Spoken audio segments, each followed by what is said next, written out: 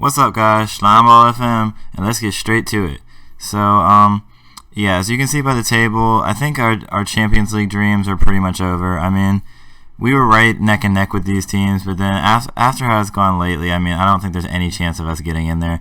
The thing that is worrying is I think that what is more likely is that, if I can get this off the screen, what's more likely is that Brest, you know, obviously they're tied on points with us, or they're not, but with the game in hand, if they win, they'll be tied on points with us. Let me show you why this happened. So, since you guys were last with us, I think that was this semifinal game. We lost 2-1 to Brest. We tied 1-1 here. We tied 0-0 here. We won 1-0 here. And basically, and then we lost 1-0 to Montpellier, who were 19th. So at this point, I realized we're in terrible form, right? Like, this tactic just isn't it. Personally, I just didn't enjoy playing with it. It was really boring. You'd have like 3 highlights per match. And when you did win, it just felt like it was lucky. And when you lost, it felt like it was BS. And it never really felt like you were ever controlling the game. It kind of just felt like a lottery. So I tried to redo the tactic and base it on what I basically built it off of is like, I built it off of, I just took like Kazri, Kabaye, and Villa. I took like all of our better players and tried to put them in the position that I wanted them to be in, and then kind of build a tactic around that. So like I put like our best players. Yeah. So basically that's why I just built a tactic around our best players' strengths, and then I realized that it was very similar to the asymmetric that I had been using earlier. Right. I had used it a few times earlier. I don't know if I ever used it in a video, but I had used it a few times earlier. So what I ended up doing was I just used the same instructions from that asymmetric, and then but I used the new rules that fit our players better. So I think it's just kind of a more refined version of that. And since I switched to that, I know it's only a 2-game sample size, but not only did we win, but we won and we also scored goals. So it's a more entertaining style, and we're controlling the games more, and it feels like it actually feels like we have a hold on the game. It doesn't just feel like it's some BS result where we get a 1-0 in the 85th minute. Like, when do we score this goal? Like 60, but like we'll score one goal and that'll be the only highlight for the game. It's like it just feels like BS. It's not like they were the better team, but it feels like neither team did anything the whole game, and then just whoever scores wins the game. It kind of just feels stupid. So, let me show you guys, before we get into the game, there's one more thing I want to show you guys, is our youth intake came in. And what I realized when our youth intake came in is, well, I already signed them in, so it's not that. Not only was our youth intake very good, the youth here in general is just absurd. So we have this dude, Lucas Gorna Duath. He was already here. You can see his picture. He was already here. And then, this dude was also already here. Here's our 2 regens that were incredibly good. You have Florent Mathieu, who has 5-star potential and is a 1.5 star. He's a striker. And then you have another striker, but he's also like a left mid. He can really play anywhere. He's attacking mid, left mid, and a striker. His name's Constant Kone, and he's also 4.5 star potential, 1 star. Like, he also has a lot of potential. So yeah, and then we basically have this many players with like 4-star potential. We have like it goes all the way to here, right? There's like 9 people, and that's just under 19s. When you go to the second team, you realize that it's like the potential is just an absurd amount of potential on this team. And so I think that if like part of us getting better is not only going to be buying new players, but it's also just going to be knowing when the right time is to promote our new players, because we do have a lot of people that are like, as you can see, we do have a lot of people that are like on the cusp of first team that are like 18, 19, 20, 21. This dude's 24. He's on loan, but we could definitely use him a lot next season. So like, yeah, I think that like when you look at it like that, it shows us that like just because we might not get that much money next season, especially with the fact that we've been over the payroll for the majority of it, like I think that we can definitely have an inflection of new players that'll rise us up a level if we end up qualifying for the Europa League, which I hope we do. So anyway, I'll be back with the lineup for the PSG game. Schlet. So here's the lineup for the match against PSG. This is the cup final. Of course, this is probably the biggest match of our season. And also, if we win this match, I think it automatically gets us into the Europa League, so it's not as big of a worry if Brest ends up passing us up. So anyway, here's the lineup. It's very similar to what I showed you just a second ago, but just Colo in for Palencia, who has been our starting left back. But Palencia is currently injured, so we're going to use Colo on the left instead. So we have, and basically the whole system kind of revolves around Juric being like this pivot point and using like Kazri and Budabuz as like his outlets, while Kabaye is like the one that kind of sprays it like every which way, and Villa is kind of like this rock, and then Honorat just kind of fills the space. That's really his role. And then we have the back four, and then Ruffier. So it's worked pretty well so far. We've conceded 2 goals, unfortunately, but I think that the offensive output is like does more than the defensive output. I'm not sure how this kind of tactic is going to work against PSG. We may have had a better chance with our 4-4-2, but I think that we just have to get the familiarity up on this if we're going to use it in the final stretch of this season anyway. So I think it's just smarter to just go into it the way that we're gonna play. So here's their team: Mbappe, Icardi, Neymar, Idrissa Gueye and Herrera, Draxler on the other wing, Diallo, Kimpembe, Thiago Silva, and Dogba, and then Sergio Rico in goal. And here's their bench. Okay, unfortunately my mouse is definitely lagging, so if there's a little bit of lag during the match, I apologize for that, but I can't really leave at this point. But hopefully that's not the case. So yes, I'm just gonna quickly shit on them. I'm gonna say I expect nothing but a win from this match. None of them were mad, which is a good sign because we are playing PSG. I'm gonna say I have faith in you. Okay, brilliant team talk. Okay, I think there may be some lag in this match, but there's nothing I can really do about it. I apologize. Okay, Neymar takes the free kick. Hold on 1 second. My apologies, that was my friend FaceTiming me. I don't know how to make it not lag, so hopefully it's not going to do that the whole match, but it looks like Juric is approaching goal, and okay, I'm not exactly sure it's happening. Okay, Honorat's got it now. Honorat's got it. Looks like it's a little clearer now, too. Honorat into the path of Kabaye. Kazri and his shot's blocked. And now PSG looks to counter, and they could get an early goal in this cup. And Icardi,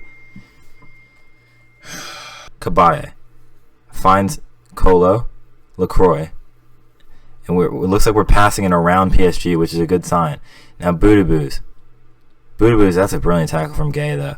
Now Neymar, he has opportunity. Of course, he has the talent to beat anyone on our team 1v1. And I mean, I think the majority of the players on PSG have that, which is unfortunate, obviously, because I mean, what are we going to do defensively? I think that we just have to try to attack as a team and hope that we can out-attack their 1v1s as a team. But now Neymar keeps going, and it's just wide. I think that's what happened. I'm really not sure. I really apologize for the lag in such a big match. But once I realized it was happening, like I had already gone into the game. I didn't really know how to stop that. After quite a slow first half, it ends up 0-0. There's just a few highlights in the half, and most of them were unfortunately hard to see because of the way that the game is behaving right now. I think I'm just going to put in Yusuf for Budabuz because he's not playing very well right in the moment. He's on a 6.3, and I can't have that in the cup final. I'm going to say aggressive. I'm far from pleased. And then your bitch ass, I'm going to say not happy with your performance, and he should be fired up. Perfect. Okay.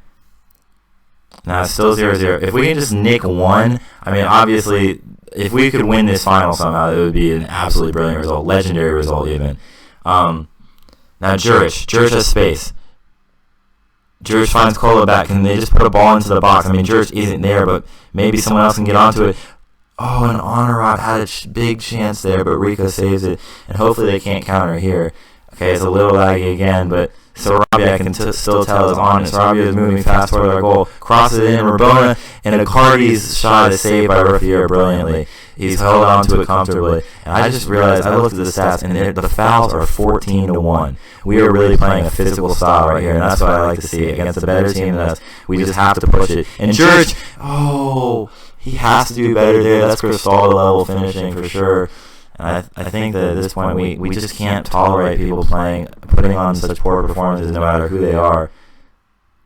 So I think I'm going to have to put on Obi, especially he's been brilliant when I subbed him on in the different matches I have. So I think I have to put him on in the big moment and see how he does.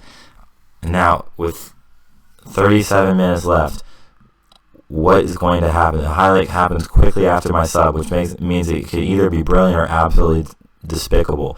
Now the ball, it looks like PSG is going to keep onto it. Now Mbappe is running at our goal vigorously, but Raffier keeps it out. And now I think he kept it out. Yes, it's a corner. So again, I apologize for the quality. So now Neymar puts the ball in, and it's headed out again. If we can just keep it out, that'd be brilliant. Herrera puts the ball across, and we've kept it out again. This is heroic defending from the Saint-Etienne boys. And now the substitute, Avi, might be able to do something here. He can still get onto that, but apparently he cannot. Apparently the ball was moving too fast. Gay hit it just a little bit too hard. But now there's yet another highlight. 58th minute. Look, we're just playing it out of the back. Kabaya, can he find someone? He has a man on him. Herrera tackles him, but Yusuf is back on it. Now Juric finds Honorat on the right side. Neymar gets a toe to it, but Etienne keeps possession of the ball, which we've only had 40% of the match, but it only matters when you score the goals. Now Yusuf, and it's just over. That was a great ball from Kolo, and we have to take one of these chances. We can't wait for like the perfect opportunity to open up. We have to take one of these like half chances, or even like a lesser clear cut chance, because we're really only going to get the opportunity to score once. So we're going to have to take that chance when we get it. And now Neymar, he might be able to create something here. You know the ability he has. He's running out of defense, and that's a big foul from Mvia. And Mvia looks like he's going to be sent off in the most important match of our season, like a big-ass cunt. So it looks like we're going to have to do something to fix this. Oh, gosh. I think we just do this. I think we just move him more centrally, and I think we leave it how it is. It doesn't seem necessarily correct, but I don't know what else there would be to do.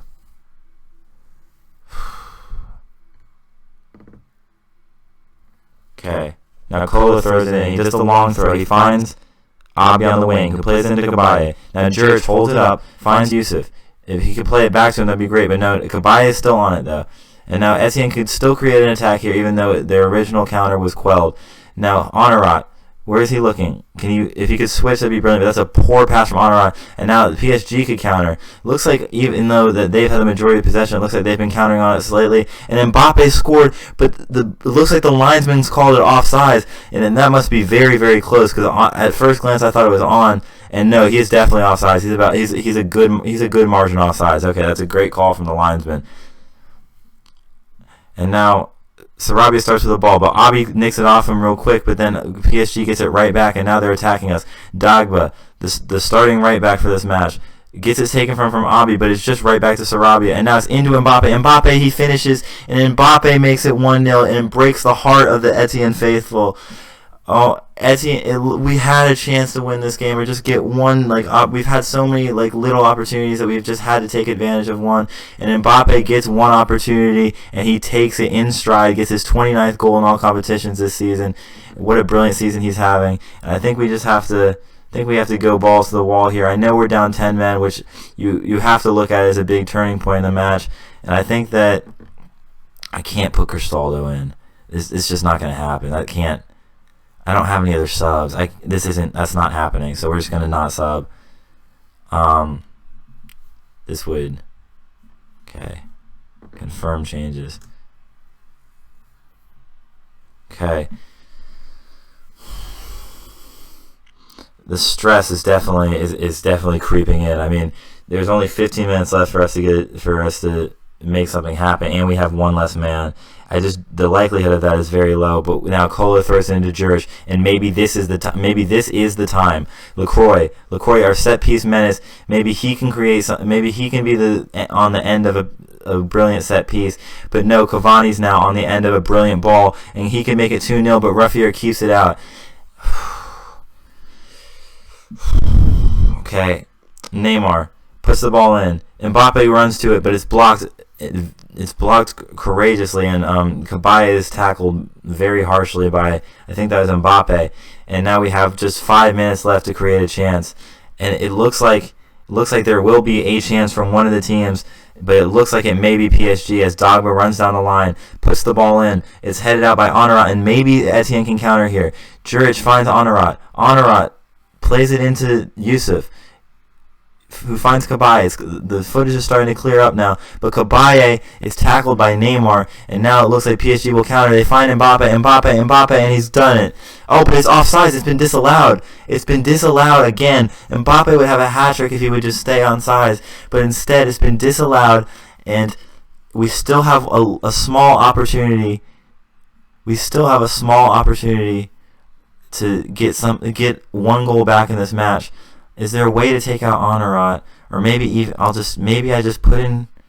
What is our chances here? There's no chance Cristaldo does shit. Can anyone come in for Honorat? Yeah, I could probably. No, this is a terrible idea. I think I just keep it the way it is. I don't see a better alternative. And we have 4 minutes of extra time. Hopefully something happens. We have a throw in here.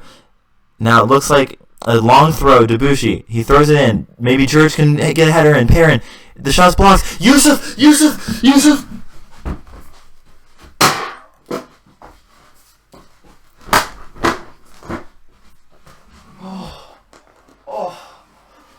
I've just kicked that dresser very, very hard. That may have broken my toe, but it's worth it. Yusuf gets a goal to equalize in the 93rd minute, and it looks like we have a chance. Oh no.